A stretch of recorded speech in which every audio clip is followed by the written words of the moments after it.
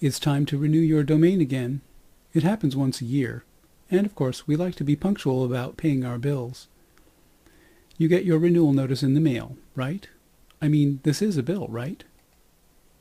Or is it?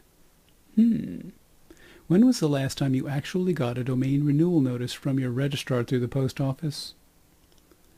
Learn about domain slamming in this episode from Laughter on Water.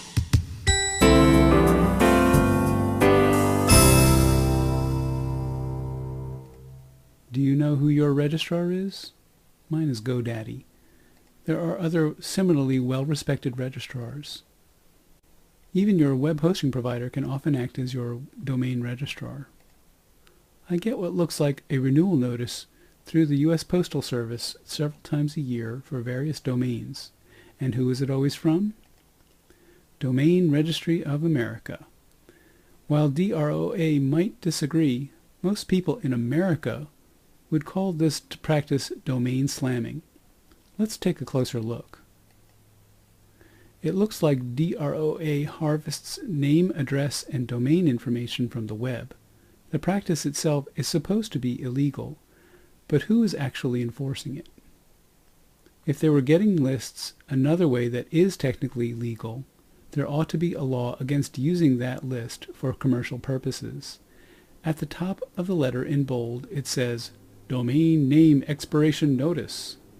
Imperative and legalese-style phrasing are carefully laced into the notice, such as, You must renew, and Failure to renew may result in a loss, etc. I'm guessing they've hired psychological and legal experts to tell them that most workaday stiffs are going to filter out everything but the scary stuff and just pay up out of fear. In a departmental office environment, the IT department is often not in the same room as the billing department. Billing is busy. They see what they think is a bill, and they pay it.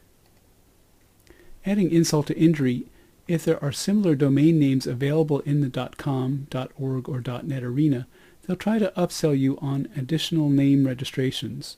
Even worse, their domain registration costs are far more expensive than the most popular domain registrars.